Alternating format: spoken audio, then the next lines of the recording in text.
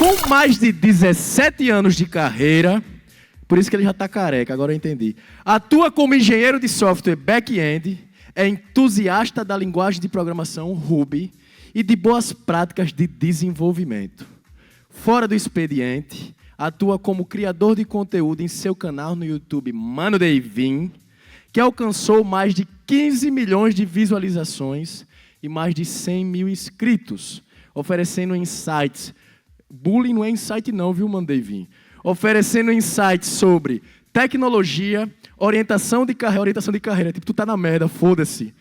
E boas práticas de desenvolvimento, com uma abordagem única que incorpora humor ácido pra caralho, pega no cara e mata logo, para tornar temas técnicos mais acessíveis e envolventes. Então vem pra cá esse maluco da computação, o desenvolvedor mais zoeira do atual momento da internet, Mano Deivin.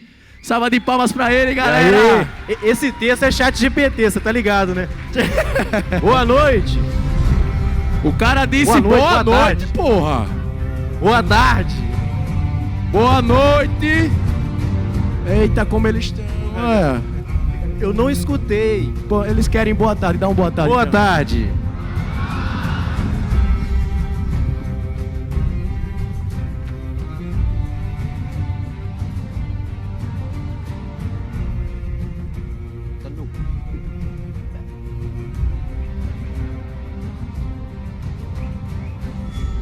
Oi.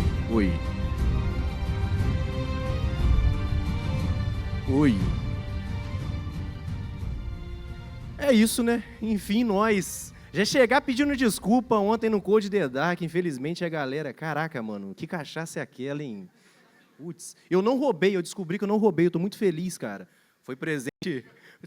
Cara, eu cheguei em casa, tinha 3 garrafas de cachaça na minha mochila. Eu falei, mano, que porra é essa? Eu falei, caralho, mano, eu roubei essa porra. Mas não, foi presente, galera.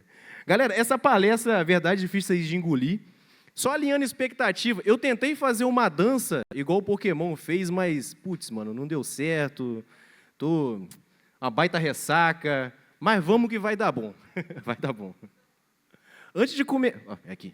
Aí, cara, o usuário é foda. Antes de começar, galera, eu queria fazer algumas perguntas. Espera aí. Ai. Acho que eu vou sentar para falar isso, mano. Putz.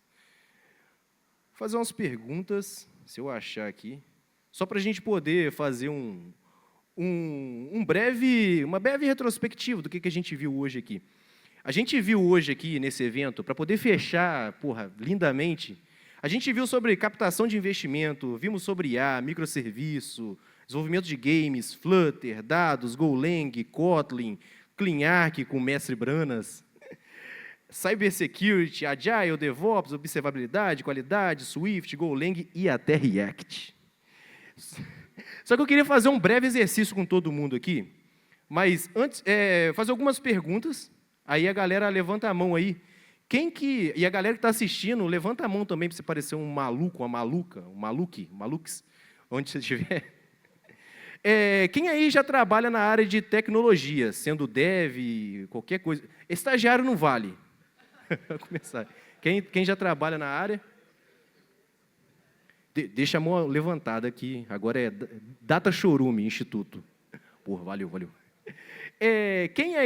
Quem trabalha menos de 2 anos, abaixa a mão. Opa, não, deixa todo mundo com a mão levantada. Peraí.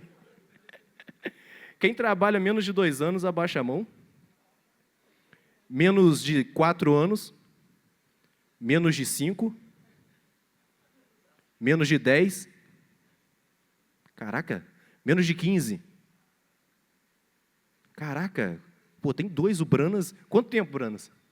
22. E você, mano? 20? Caraca. 20? Caraca, mano, papo reto. Não, eu vejo essa galera e falo, cara, tá todo mundo bem, né, cara? Porque, putz, mano, eu tô com 18 anos de carreiras que eu fiz esse ano e, cara, papo reto, mano. Tem hora que eu falo assim, chega dessa merda.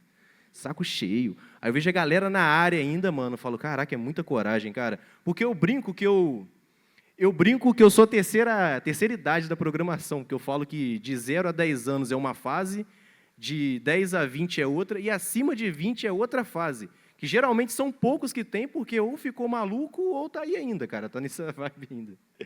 Agora, eu vou fazer umas perguntas aí, galera, mas é só para refletir. Não precisa responder, principalmente para todo mundo. Não vou excluir estudante, não. Mas finge que você está trabalhando numa empresa. Quem aí consegue chegar na segunda-feira e implementar pelo menos 50%, não precisa levantar a mão, só responda internamente, implementar pelo menos 50% de tudo que foi falado aqui? Eu costumo ler mentes. Eu acho que a galera que tem 2 anos fala assim, isso é moleza para mim, papai. Só implemento suaveira. A galera de 5 até 5 anos já pensa assim, cara, 50 não, mas uns 10% eu consigo implementar. A galera com mais de 10 anos já perdeu a esperança. Fala, mano, não tem como implementar essa porra, cara. Não tem como, já desisti. Aí tem uma outra pergunta, para a galera que acha que consegue implementar pelo menos 50% de tudo aqui na empresa. A sua liderança, eu gosto de brincar muito no canal, cara, que só existe 2 funções na empresa, quem paga o salário e quem opera. Mas quando a empresa ela tem muito dinheiro, ela paga alguém para tomar conta de você. Essa é a realidade nua e crua. E geralmente essa pessoa que toma conta de você é um PM, um PO, um tech lead, um chefe, o próprio CEO, o Estado. Alguém vai estar tomando conta de você para poder saber se você está fazendo a sua entrega, pegando na sua mãozinha. A galera que acha que vai conseguir implementar 50% disso na empresa na segunda-feira, pensa, não precisa responder, mas só reflita. Você acha que a sua liderança vai concordar de você implementar qualquer coisa, nem que for 10% na segunda, despriorizando, na real, todo o backlog, débito técnico, tudo que você precisa? Fica com essa reflexão e você vai entender até o final onde eu quero chegar. Eu sou o Mano Deivin, na verdade, eu sou o David, esse negócio de Mano Deivin. O Mano Deivin é uma persona, mas eu sou o David. Eu tenho 18 anos de carreira. E o que aconteceu com a minha carreira, cara? 17 anos, eu estava navegando no TikTok, vendo uma galera muito feliz, cara. Eu falei, caraca, mano. Aí eu falei assim, cara, eu vou começar a criar conteúdo. E cheguei num determinado momento da minha área, cara, eu começo a olhar para trás, eu percebo falo, caraca, mano, será que eu sou fracassado? Bate muito, até hoje bate essa paranoia. Porque, se olhar para a minha carreira como dev, eu hoje não sou committer de nenhum projeto foda open source. Inclusive, essa parte eu peço muito desculpa, porque depois que eu comecei a fazer palestra, eu conheci uma galera que tem esses títulos. Não é atacando a galera que tem esses títulos, mas falando um pouco, olhando a minha perspectiva, porque hoje eu sou casado, tenho um filho de 10 anos, pago conta, por exemplo, cara, eu com 26 anos descobri que era ser pai, então a minha vida foi sempre trabalhando e apagando incêndio. Então, eu chego agora, eu começo a olhar e falo assim, caraca, mano, eu não tenho nada disso. Eu não sou contribuidor de projeto open source, não sou LinkedIn Top Voice, não sou Microsoft MVP. E se falar em grana, se eu parar de trabalhar hoje, mês que vem eu não consigo pagar minhas contas. Essa é a vibe, tá ligado? Então, eu gosto de falar, de brincar, que eu sou igual a grande maioria aqui. Para eu estar aqui hoje, eu estava conversando com os outros palestrantes, para eu estar aqui hoje, eu tive que conversar com o meu chefe, falei assim, pô, rapazão, vou estar lá no evento e tal. Ele falou assim, cara, então, esse rolê de evento, que o início era bonitinho, no início ele falou assim, não, relaxa, cara, depois a gente desenrola e tal, isso no primeiro evento. Segundo evento, ele falou assim, cara, preciso que você aumente suas horas durante a semana para compensar. O terceiro evento, ele falou assim, paizão, não dá, vão ter que descontar nas suas férias. Falei, tá bom. E eu tinha já marcado o Roga e tinha marcado a CodeCon, que eu vou estar semana que vem. Então, praticamente, eu tive que negociar essas férias minhas para poder estar aqui. Então, cara, é uma vida de programador normal. Eu sou programador, a criação de conteúdo do YouTube para mim é um hobby, mas hoje eu sou o dev que está lá, mano, cara, apagando incêndio e vivendo tranquilinho e tal. E o começo disso, que eu acho essa história muito interessante, que pode inspirar ou tirar a inspiração da galera, de como eu comecei, como que, cara, basicamente, eu sempre fui aquele moleque meio... eu sou de família pobre pra cacete. A gente era camelô, meu pai tinha uma barraca... Eu sou da cidade de Itaperuna, do interior. Meu pai tinha uma barraca na praça. E a minha rotina era acordar às 5 horas da manhã, ajudar ele a montar a barraca. Barraca, não sei se... Camelô, não sei se aqui é a mesma coisa, se muda. Mas é tipo feira. Você tem que montar uma estrutura, colocar mercadoria e vender e fechar no final do dia. Então, a gente tomava chuva, sol, e, cara, a vida era muito fodida pra gente, que era punk. E eu acordava quando comecei a trabalhar, eu acordava 5 horas da manhã, ajudava meu pai a montar, e depois eu ia para o meu trabalho. Depois voltava do trabalho, ajudava a desmontar a barraca e ia para a faculdade. Então, foi muito pesado, muito pesado. Só que antes de entrar na faculdade, antes disso, eu sempre falei assim, cara, eu quero arrumar uma profissão que eu não dependa de ter que estar esse trabalho todo, esse trampo todo de acordar cedo e depender da sazonalidade, acho que essa é a palavra, que choveu não vende, se tem sol vende, dia 5 é a hora que a galera recebe, a galera compra mais. Era tenso, era muito incerto. Eu vi meu pai incerto pra caramba e tal. O meu pai também, vendo isso, ele percebeu que só a barraca não valia a pena, e ele fez um concurso público, hoje ele é policial militar, apesar de ter algumas controvérsias. Deixa abaixo. Steve Drugs. Junto. Só que a gente se entende, pô, não tem rolo não, tá tudo certo em casa, tudo certo. Eu era instrutor de informática, trabalhava fazendo instrutor de informática, eu era instrutor, cara, muito velho, Dreamweaver, Flash, Fireworks. Era a parada que eu trabalhava na época lá, que eu era instrutor de informática, e eu já fazia site pra caramba lá na região, na cidade. Aí apareceu um empresário de uma cidade vizinha, uma cidade pequena, e falou assim, cara, eu tô precisando de um site e tal. Falei, pô, beleza. Aí o que ele falou? Pô, você é programador? Eu falei, sou. Porra nenhuma, era front-end, não era programador. Caralho, zoeira. Zoeira. Mas era CSS, não era Tailwind, não. Aí eu falei assim, porra, sou sim, cara, sou sim. Cara, então, eu estou precisando desenvolver um sistema aqui na minha empresa. Ele era muito visionário, ele era eu gosto de falar que eu trabalhei, meu primeiro projeto foi para um agiota legalizado. Ele vendia empréstimo para aposentado e pensionista do INSS. E ele falou assim, cara, estou precisando de um sistema para poder controlar a comissão e tal, ter aqui a minha lista de cliente. Você faz? Falei, faço? Porra nenhuma, não sabia programar, não. HTML só. Aí ele me levou até a empresa dele lá, que foi na cidade vizinha, e eu, moleque, devia ter papo de 18 anos, mais ou menos. 18, 19 anos. Eu só liguei para minha mãe e falei assim, mãe, eu estou indo para Laje do Muriaé, que é outra cidade, que um cara está querendo um projeto aí, estou querendo pegar uma grana aí. Aí minha mãe, você vai ser sequestrado, rapaz, para com essa merda. Falei, não, cara, eu fui. Falei, vambora, vamos nessa porra. Cheguei lá, cara, era da hora, porque eu já estava na faculdade.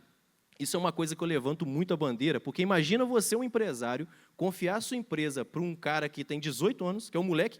Naquela época já era moleque, hoje em dia é moleque pra caramba. Porque, a geração, eu vi uma pesquisa falando que a adolescência agora vai até os 30 anos.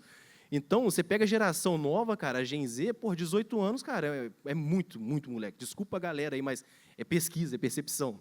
Então, era muito moleque. Agora, você imagina um cara confiar a empresa dele, a parte de comissão da empresa dele para mim. Mas o que me dava autoridade naquela época? Porque eu fazia faculdade. Então, a faculdade me deu autoridade para aquela época, que é uma parada que eu sempre levanto a bandeira. Eu falo assim, mano, às vezes é chato, é isso, é aquilo, mas a faculdade ela te obriga a estudar algumas coisas e ela te dá uma certa autoridade em outros pontos que você pode, cara, te ajudar na carreira, de certa forma. E ele falou assim, cara, beleza e tal. Fui lá, fiz a coleta de requisito, fiz o papel do analista de sistemas naquela época, anotei tudo, papelzinho, belezinha. Aí ele falou assim, quanto que você me cobra? Eu falei assim, mano, vou chegar em casa, vou calcular e te mandar a proposta. Não tinha nem noção até hoje, calcular software hoje é o maior desafio que tem na indústria. É o maior desafio, porque o cliente nunca sabe o que quer, você faz um contrato de hora, acaba o contrato de hora, o cliente não quer renovar porque acha que naquelas horas tinha que fazer. Mano, é o caos. Hoje é um baita caos até hoje, 18 anos depois, no mercado. Aí eu falei assim, cara, o que eu vou fazer com esse mano? Eu estava doido numa Phaser, eu gosto muito de moto. Tive uma Harley Davidson recentemente, acabei vendendo, infelizmente, mas por conta desse rolê todo, que eu não tinha tempo de andar, mas voltando, fechando parênteses rápido. Eu queria uma Phaser da Yamaha. Caraca, era moto braba pra caramba na época, cara. Eu já imaginava ela já com cano roncador, cortando giro pra caramba, tocando terror na cidade. E essa moto, ela custava 10 salários mínimos. Aí eu cheguei para ele e falei assim, pô, rapazão, eu vou querer 10 salários mínimos para fazer, que era o preço da Phaser. Aí eu pensei assim, se esse cara pagar, eu aprendo a programar. Mas já estava sem esperança. Eu falei, não vai. Porque, só para a galera ter um contexto, os sites que eu fazia na época, ele devia ser, 10% do valor de um salário mínimo. Quando eu era um site muito maneiro, eu ganhava muito dinheiro, era meio salário mínimo. Porque se falar em valor, não faz muito sentido, porque o salário era 300 e pouco naquela época. Ele falou assim, pô, rapazão, Você divide em 5 vezes? Falei, caralho, estourei.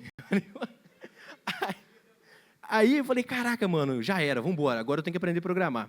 Aí, caraca, aí eu falei assim, pô, como que eu vou programar? Porque hoje em dia é muito fácil, cara. Hoje em dia é muito fácil você aprender a programar, principalmente de conta própria, ou com curso, com o que for.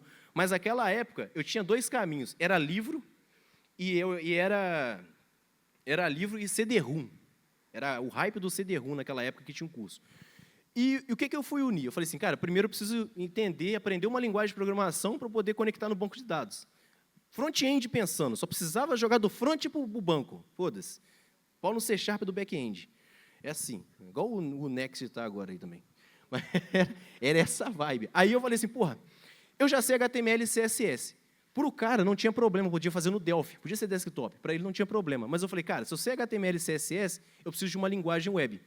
Aí comecei a pesquisar sobre Java. Falei assim, cara, Java é muito complexo, eu não vou entregar em 6 meses essa parada. Aí descartei o Java. Aí tinha uma galera lá que falou assim, cara, faz em ASP. Falei, pô, vou fazer em ASP. Aí, putz, mano, não tinha comunidade, não tinha nada, que eu acho muito foda a força da comunidade. E fui para quê? Fui para o PHP. Falei, vamos para o PHP, porque o PHP tinha uma comunidade ativa pra caramba no eMaster. Mano, era o boom do PHP na época. Era igual o React hoje, era o PHP naquela época. Era o boom, era hypado pra cacete. Aí eu falei assim, cara, já era. Aí eu fui, o que eu fiz? Baixei um curso de forma ilícita, um piratão da eMaster mesmo, achei perdido lá, nem lembro de onde eu baixei, e começou a pintar a dúvida. Algumas dúvidas eu tirava no próprio fórum da eMaster, e outras eu mandava para o professor desse curso. Aí eu falei assim, pô, tirava dúvida, parada pirata. Alô, teve um cara na live que falou que ia piratear seu curso, Branos. Eu falei, faz isso não, mano. Aí foi essa época. Aí falou assim, cara, tipo, depois de muito tempo, ele falou assim, pô, cara, a gente conversa tanto e tal. Então, na página que você comprou o curso, tem uma parte de depoimento. Deixa o depoimento lá para poder me ajudar e tal, que, pô, que bom que foi bom para você. Foi aí que encerrou a amizade. Não tem como, né, paizão? Mas, cara, eu quero achar esse curso, eu quero encontrar esse cara ainda e agradecer ele, que, mano, eu falo que foi o ponto, igual os coaches falam, o day one da minha vida. Foi aí que eu fiz, porra, 6 meses programando, gambiarra atrás de gambiarra pra cacete, no Dreamweaver. Chegou 6 meses, entreguei, o que aconteceu? Travou, nada rodou. Nada rodou, cara. E não ia rodar, mano, aquilo era gambiarra do caramba. Aí eu falei assim, cara, ferrou, porque o contrato que o cara me assinou, fez eu assinar, foi o seguinte, se você não entregar, você vai ter que devolver essa grana. Eu já tinha gastado já uma boa parte, não comprei a moto, gastei. Comprei um notebook, comprei um monte de tranqueira. A moto ficou para trás.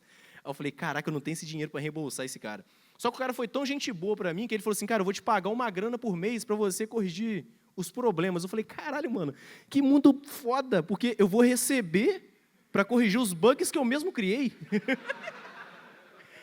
Aí eu falei assim, é essa a profissão que eu quero, mano. Então foi daí, foi meu pontapé inicial, foi daí e tal.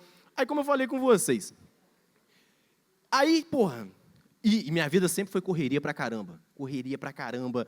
Eu, tipo, mano, é foda, é muito difícil, porque eu peguei muita responsabilidade muito novo. Porque desde novo eu já ajudava meu pai, tinha as responsabilidades, eu queria ter meu próprio dinheiro.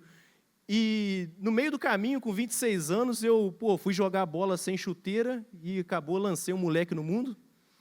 Aí, putz, com 26 anos virei pai e falei, caraca, mano, agora eu tenho responsabilidade pra caramba. Então, a minha vida nunca foi, por exemplo, parar para estudar, parar para isso. As coisas foram acontecendo na minha vida. Aí você chega agora com 18 anos, cara, você começa tipo, mano, vou começar a olhar a volta. Igual, vou olhar o TikTok. É uma galera muito feliz, mano. Uma galera feliz pra caramba, fazendo dancinha do JavaScript no TikTok. Porra, galera fazendo um rolê gastronômico. Você chega no Twitter, cara, graças a Deus aquilo foi derrubado. Mas, mano, é uma fábrica de ansiedade, o Twitter. É uma fábrica de ansiedade, porque você vê uma galera muito pra frente, discutindo umas coisas muito ridículas, mano. O último que eu vi agora foi um cara, pela história dele, a origem dele é muito parecida com a minha, e ele falou assim, pô, cara, apareceu oportunidade aí de um trabalho aí, mas é PJ. Caraca, a galera faltou humilhar o cara.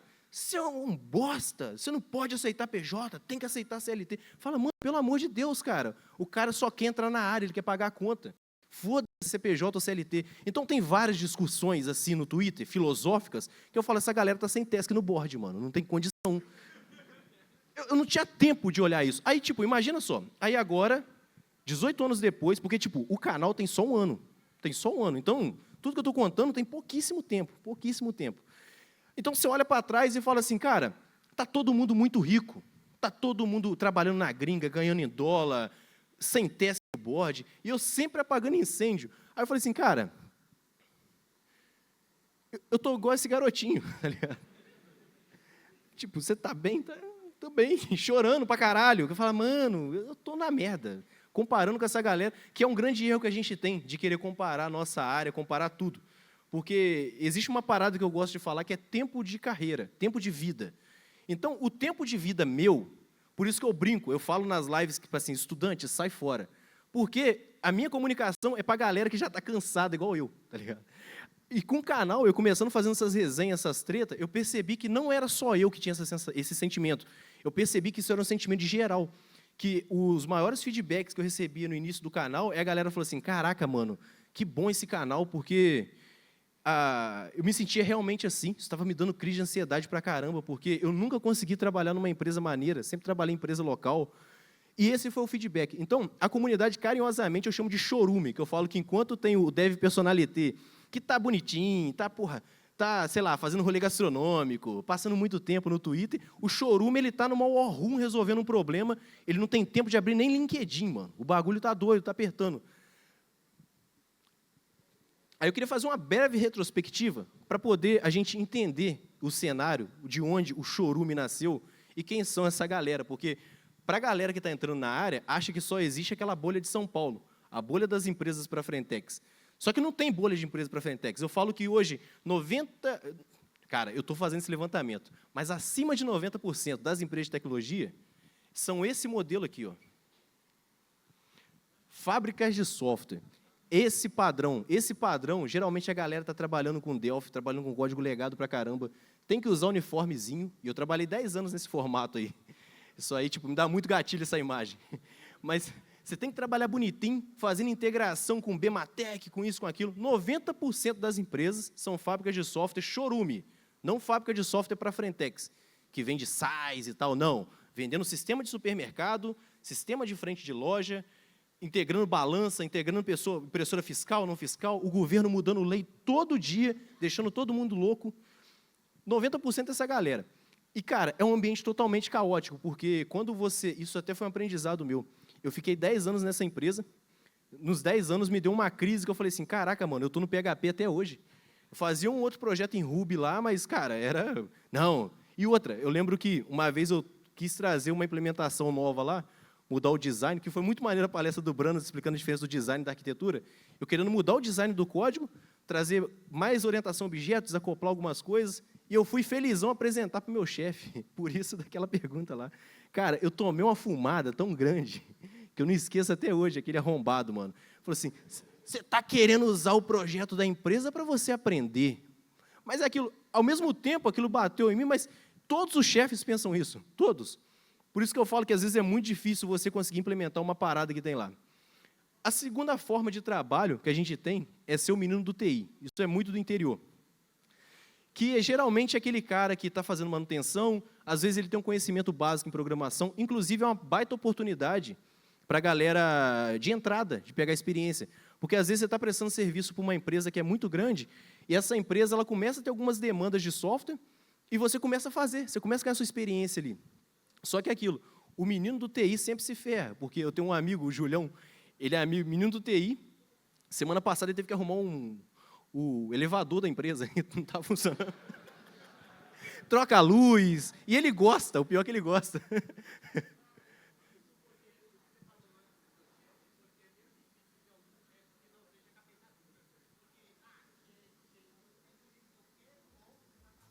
Exato. É muito difícil. Mas é aquilo, cara, é a corrida do dinheiro, cara. Mas é tenso. E, tipo, tem a oportunidade do menino TI, e a gente tem um outro segmento que surgiu em meados de 2010, que é o José Startup. Cara, a galera bate o olho e já sabe quem que é. Todo mundo conhece um José Startup. Geralmente, essa galera se veste assim. Essa é a skin deles, do José Startup. essa galera, quando é muito jovem... Pô, eu trabalhei para um José Startup uma vez, cara, que era muito foda. Ele era um playboy. O pai dele era dono de uma puta rede de parada lá e tal. Ele queria que eu desenvolvesse uma parada para ele. Só que ele não queria colocar no mercado. Ele queria simplesmente ter uma plataforma para ele poder colocar no LinkedIn dele, no Instagram, na real, né? Como CEO de alguma coisa. Só que esses caras José Startup, às vezes, são bons, porque a gente que é do interior, galera, a gente tem um grande problema. E eu creio que aqui no Nordeste também tem esse problema. Porque as empresas boas, elas estão centralizadas em São Paulo. O José Startup, ele foi muito pioneiro nessa parte de home office. Então, cara, eu consegui sair daquele inferno que eu estava naquela empresa de 10 anos, graças a um José Startup, que eram uns caras que estavam com dinheiro e tal, e para eles é moleza bancar um programador. E é muito bom. Isso é um baita laboratório, principalmente para poder implementar ideia nova, coisa, porque essa galera gosta disso, o do José Startup. Aí, a gente teve, depois dessa fase de José Startup, alguns projetos de José Startup deu certo. E os caras começaram a criar empresas para Frentex. Porra, era o sonho de todo mundo, trabalhar numa empresa que tinha escorregador, piscina de bolinha.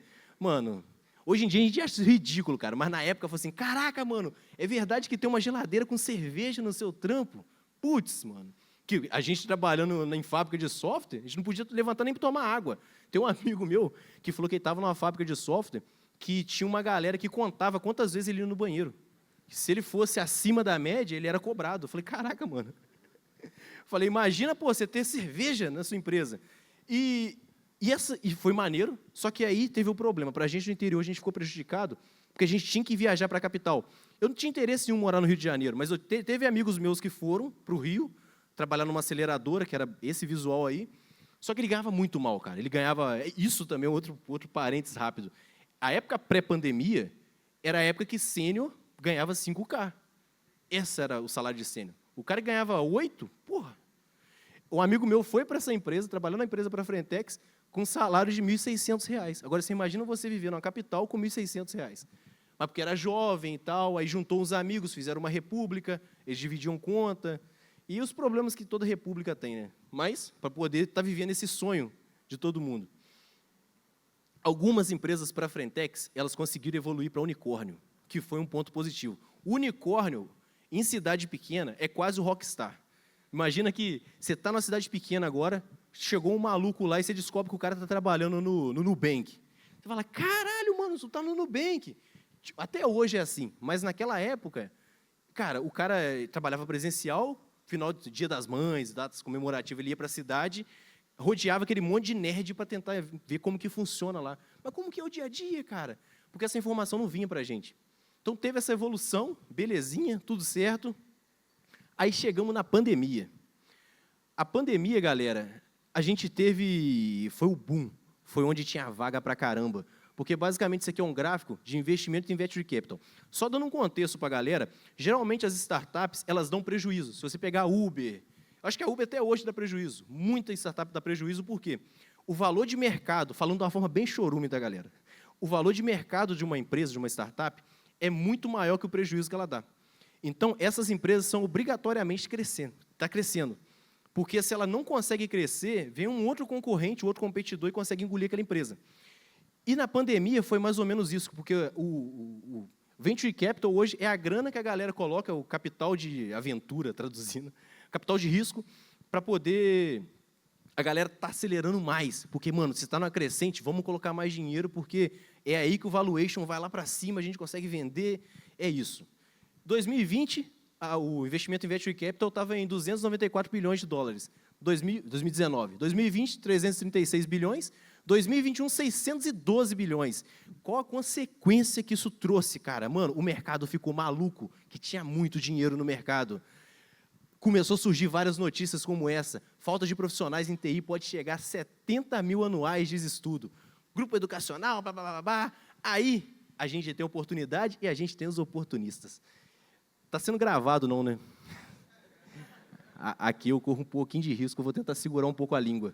Sucesso compartilhado. Foi o primeiro arrombado que veio para poder foder a nossa área. Vou falar um pouco da dor que essa galera... Não são todos, tá? Já me isentando de processo. Não são todos. Mas imagina o cenário. Imagina o cenário de um pai de família, durante a pandemia, perdeu seu emprego. Perdeu seu emprego e ele precisa migrar a carreira. E ele tem um baita FGTS que está lá, que ele recebeu, e essa galera sabia disso. Tudo tem uma estratégia, galera, tudo tem uma estratégia. Essa galera sabia que tinha muito FGTS que parou e os caras estão desesperados. O sucesso compartilhado, ele chegou como uma solução disso. Tipo, mano, vou te dar o estudo, esse curso geralmente é um curso de Udemy, mas aí os caras cobram um papo de 40 mil reais para você assinar um contrato e você só paga depois de começar a trabalhar. Só que aí que tem o bait.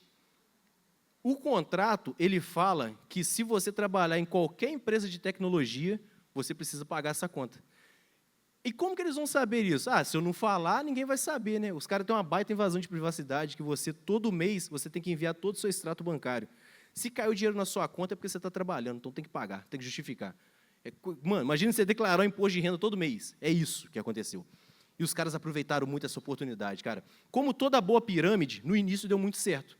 Teve muita gente que conseguiu ser contratado, porque o mercado estava tão desesperado que realmente aquele bait que o Primo Rico falou de com 6 meses o cara estava ganhando 4.000, 4.500, júnior. E estava. Só que é aquilo, ele ainda continua com esse discurso. Mas naquela época, isso era muita realidade. A gente, cara, conseguiu, tipo, nós velhos, quem foi esperto, conseguiu duplicar, triplicar o salário, cara, nesse período. Vários amigos meus, eu falei assim, que trabalhou comigo nessa empresa de 10 anos, eu falei assim, mano, pelo amor de Deus, cara, sai desse inferno, cara, é a sua hora, cara, tá faltando dev. Ah, mas eu só sei Delphi. Mano, você sabe, aprende outra coisa, cara, aprende em paralelo, importante a sua carreira, que o mercado está pegando todo mundo. Eles não surfaram o hype, infelizmente, continua lá até hoje. E daí, tipo, tivemos um sucesso compartilhado, tivemos um outro hype, um outro fruto, que foi vendedores de cursos piramideiros, que eu mais gosto. Eu censurei, falei, cara, isso vai dar uma merda, eu ia tirar esse slide, cara, porque tem um deles que mora aqui perto. Não vou falar quem. Mas, cara, é um baita bait, é um baita negócio. Eu falo, cara, eu que sou piramideiro, inclusive eu estou montando uma pirâmide com branas, eu falei, por que eu não pensei nisso, mano? Pensa o seguinte, o cara, ele chega e começa a falar assim, em apenas 4 meses ele vai te ensinar programação. 4 meses. Aí, esse é o bait para a galera que quer aparecer, que quer chegar na área, quer entrar na área. A gente tem um outro bait que é para gente, que chorume, que estamos ferrados ganhando em real ainda, que foi essas paradas de 30k por mês de programação, 5 a 50k por mês, como deve na gringa. Só que qual que é o bait que tem? Eu tive que tirar essa parte do slide, que eu estava com a reclamação do Reclame Aqui, só que eu estava com uma preguiça de censurar, porque estava o nome da empresa lá. Mas o bait era o seguinte, cara. Eu falei, cara, que cara genial, que cara, como eu não pensei nisso, mano. Ele falava assim, eu tenho uma vaga na gringa, tipo, você fazia inscrição e falava assim, tipo eu sou Dev Ruby, sou back-end Ruby. Aí o cara fala assim, porra, cara, deixa eu falar uma parada com você. Tem uma vaga aqui para Ruby exatamente compatível com você.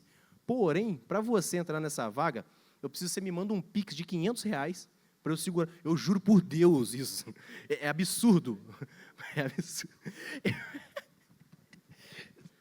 Joga quinhentão no Pix que eu vou subornar recrutador. Ele não falou isso, né? Mas internamente ele falou, porra, ele vai subornar recrutador. Estou falando merda não, né, CL? A tia CL, ela me censura. Aí, tipo, o bait era esse. Aí eu falo assim, caraca, mano, quinhentão para segurar a vaga. Aí você ia lá, porra, emocionado, falou, você vai ganhar um salário de 50k, paizão. Ele, porra, chegou e falou assim, mandava o Pix de 500. Aí ele falava assim, agora você vai me mandar 9.500, que é a minha mentoria. 10 mil a mentoria do cara. Não precisa falar inglês, a gente dá um jeito. Fica tranquilo, confia na mentoria. Aí ele, supostamente, essa recrutadora conversava com o cara, ele começava a dar essas mentorias para o mentorado dele, o cara que caiu no bait, e no final não acontecia.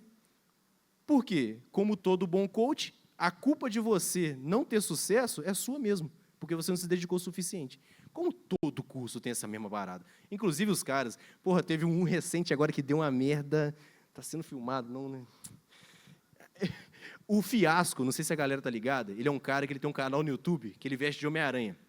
Aí ele fez um vídeo de um cara, de um vendedor de curso, lógico, censurando tudo, mas expondo um cara falando que ensinava Java em 2 semanas. Falei, cara, 2 semanas?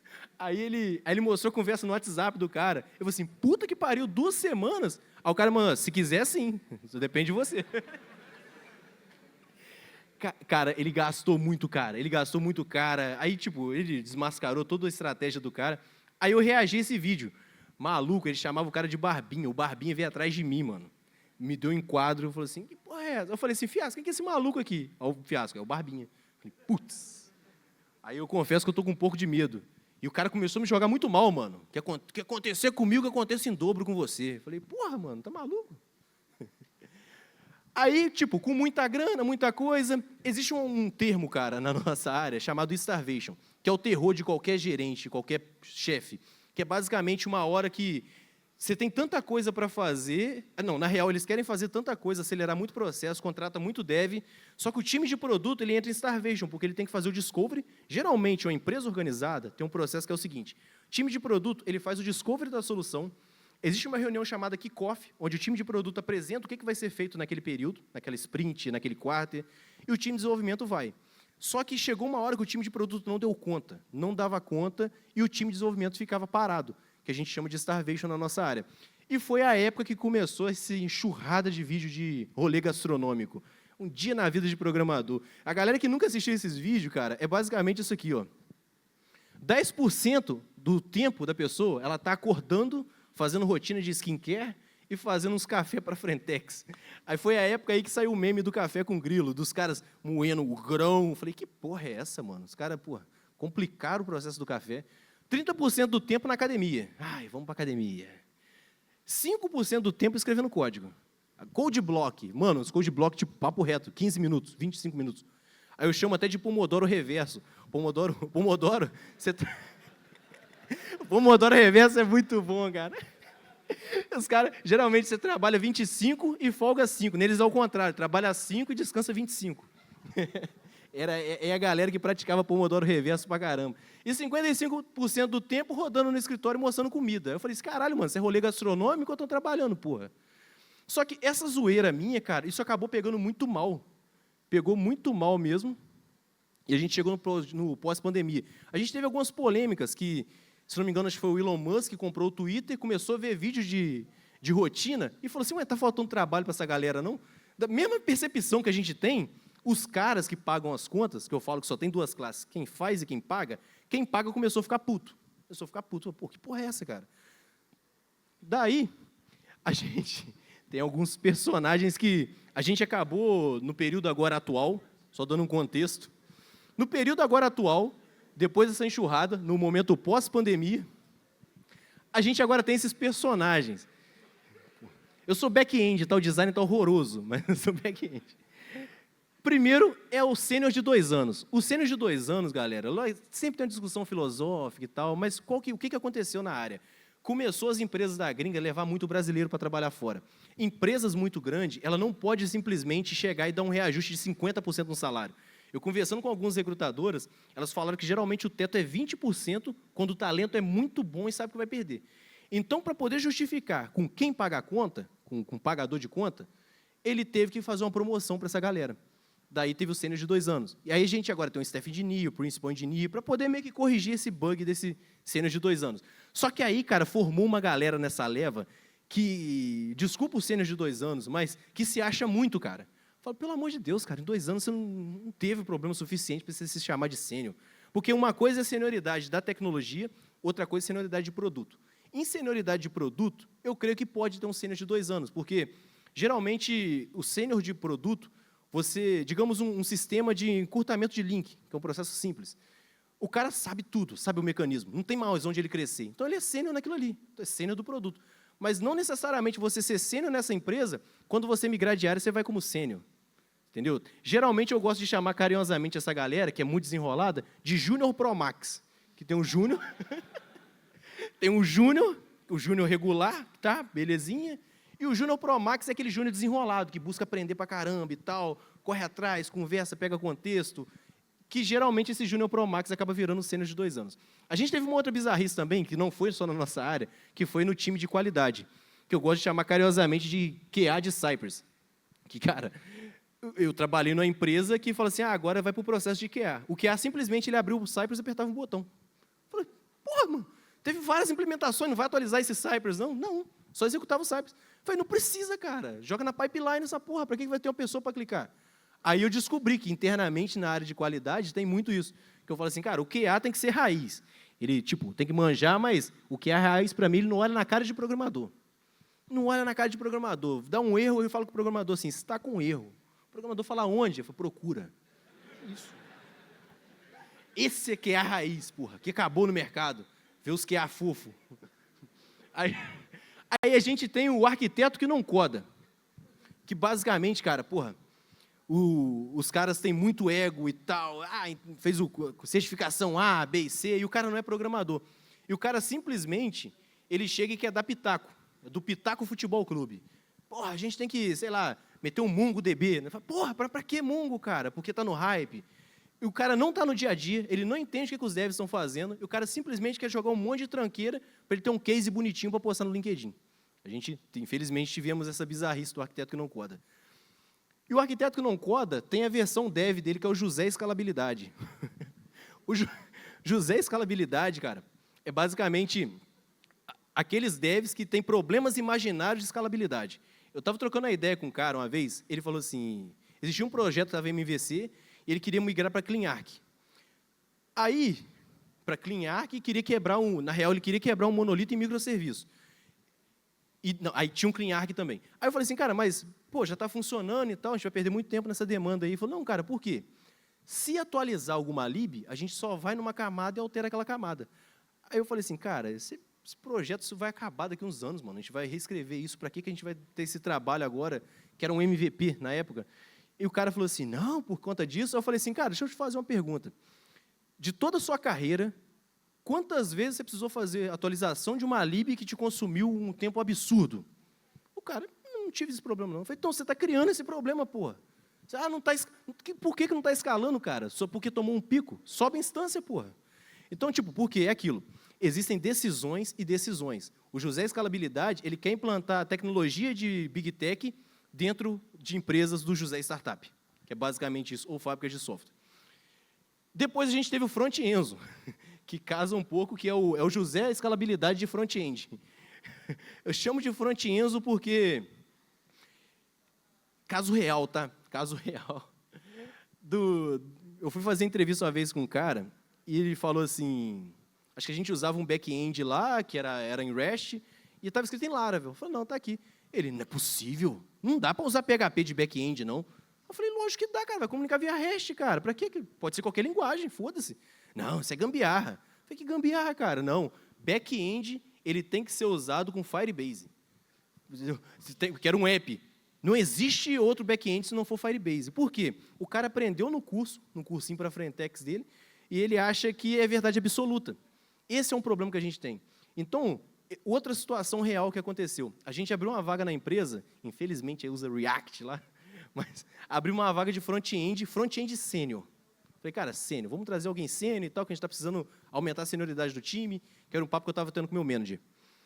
Aí a gente começou a fazer umas entrevistas. Cara, abriu uma vaga de sênior, sinceramente, cara. Eu falei, gente, o que está acontecendo? Os caras aplicando vaga, os caras não tinham a mínima experiência, Os caras que tinham experiência, eu chamava para a entrevista e durante a entrevista você percebia que o cara não tinha senioridade nenhuma. Que a gente começou chegando na parte técnica, falou assim, mano, o que você usa, sei lá, para, cache, alguma coisa assim? Eu uso o API Context. Mas por que você usa API Context e não usa Redux? Estou sabendo pra caralho de React, hein? Vocês estão vendo ainda. Aí eu falei assim, por quê? O cara, porque eu acho maneiro. Todas as respostas do cara, de escolha de tecnologia, de estratégia, era porque ele acha maneiro e porque acha bonito. Por que você organiza a sua arquitetura desse jeito? Você organiza o design do seu projeto desse jeito. Aí eu falei assim, porque é maneiro, eu aprendi assim.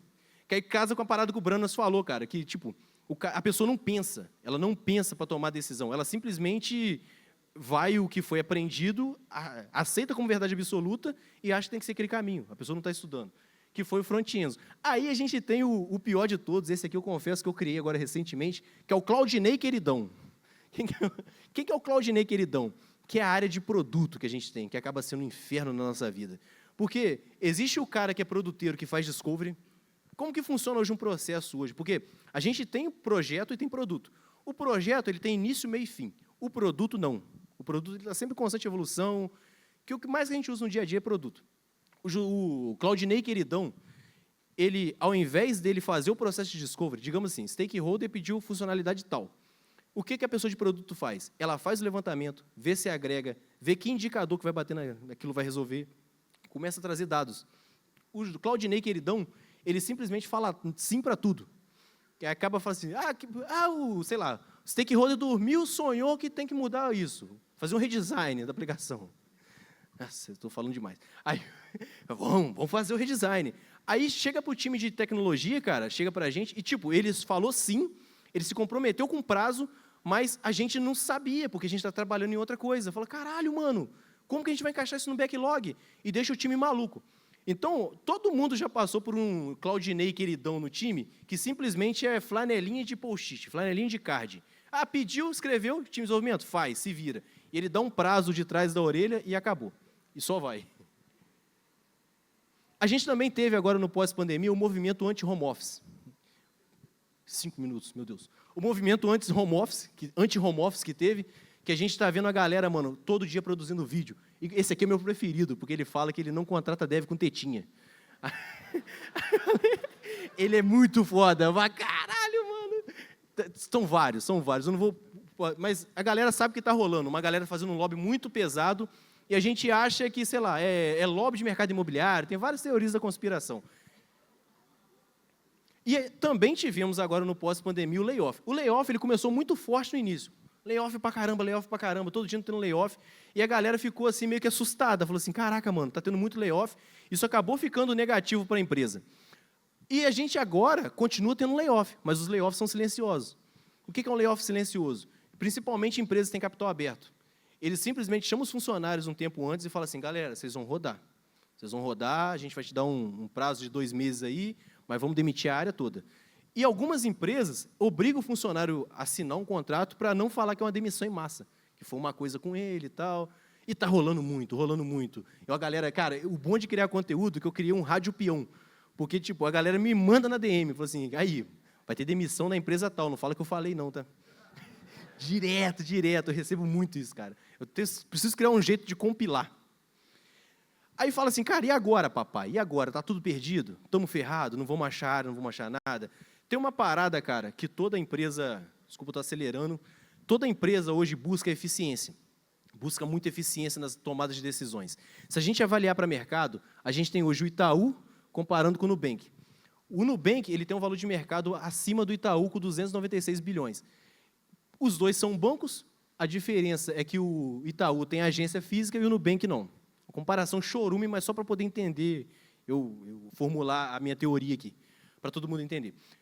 O Itaú, no passado, ele fez um aplicativo de e-conta. Inclusive, eu tenho essa conta até hoje, que é uma conta digital do Itaú. Que você abrir online, tudo que o Nubank faz hoje, em 2021. Inclusive, eles ficam putos. Toda vez eles querem cancelar minha conta, porque não foi para frente esse MVP. Só qual que é o grande problema? Quanto maior a empresa, maiores as camadas de decisão. Então, por exemplo, o Itaú hoje, para lançar qualquer feature, ele tem milhares de camadas para tomar decisão. Para a galera entender o grau disso, se você trabalha com o José Startup hoje, e você precisa fazer um CRUD, você consegue entregar esse CRUD com 1 dia, 2 dias para o José Startup. Numa empresa nível Itaú, você pode passar 3 meses para fazer um CRUD. O porquê? Porque você tem alinhamento com outras áreas, são várias camadas, conversar com compliance, conversar com isso, com aquilo.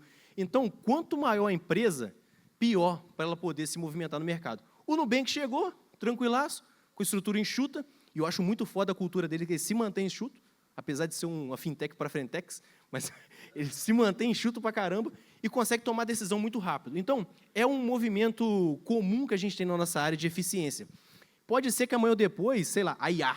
A galera sempre acha que o problema é IA, mas o problema mano, é o que já acontece no capitalismo, não estou falando bem e mal, mas o próprio capitalismo ele evolui assim.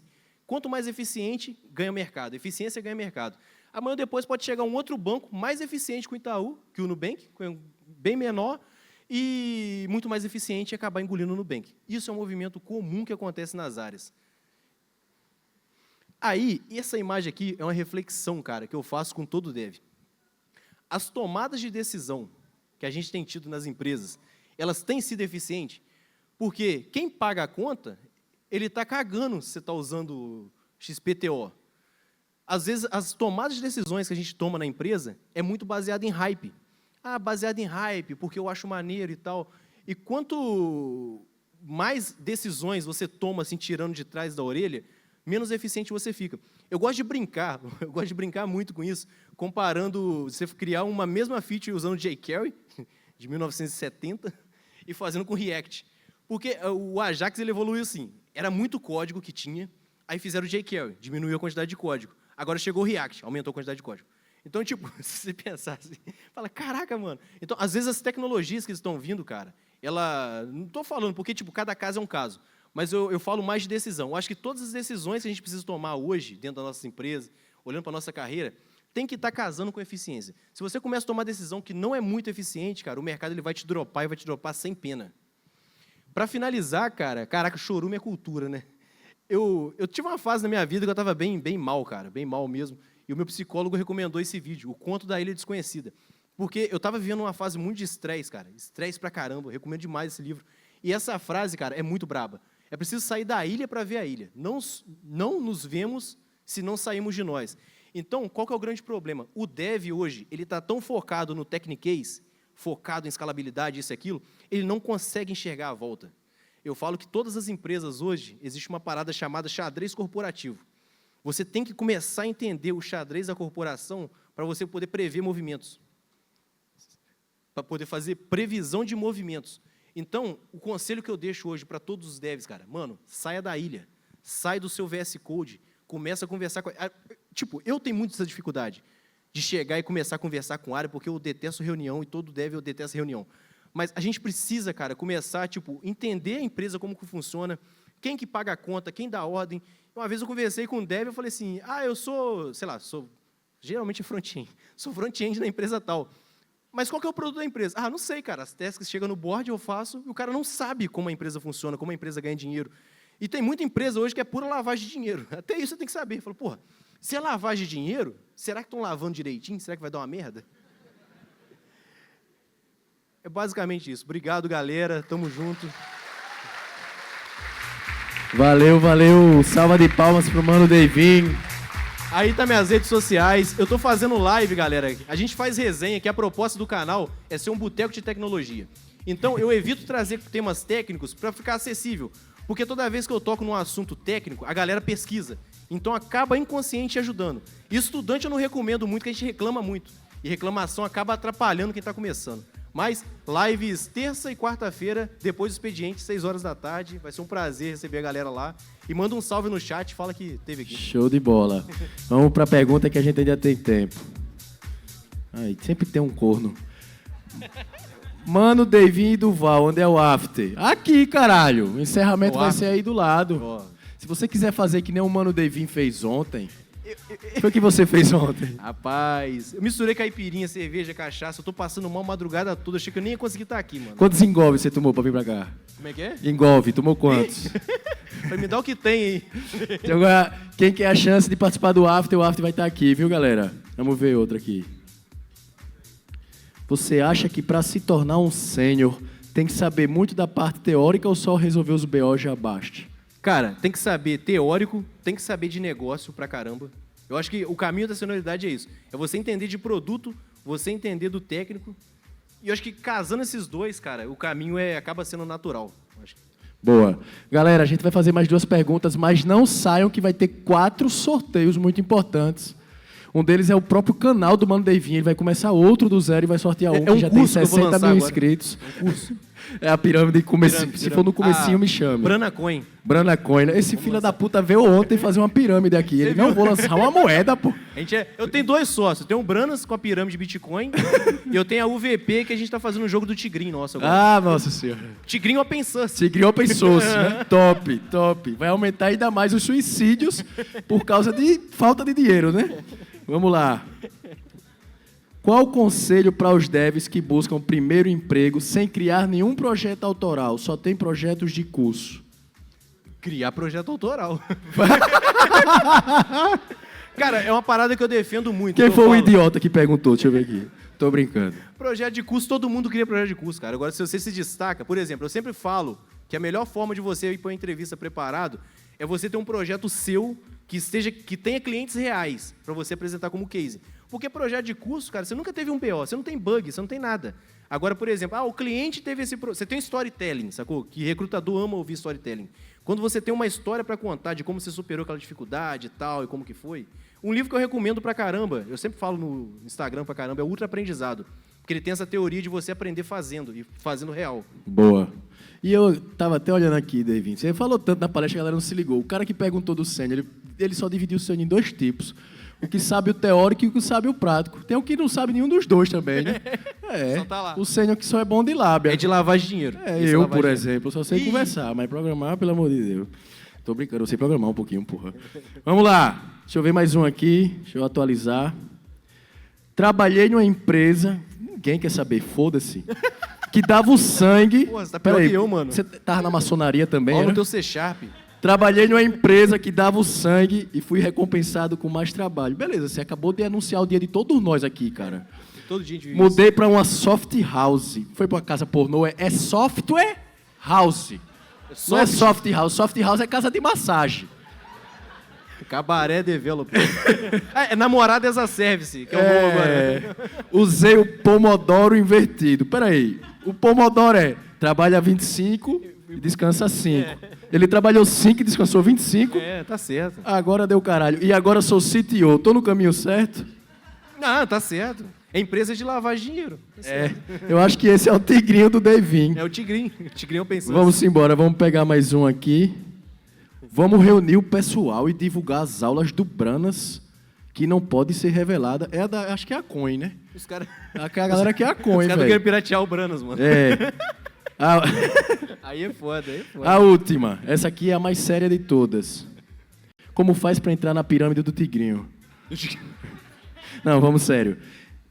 Ensine o seu amigo jovem, tranquilão, programador iniciante sobre controle financeiro. É um desafio, mano. Eu falei que ele é um baita case pra levar pro Raul Sena, da UVP.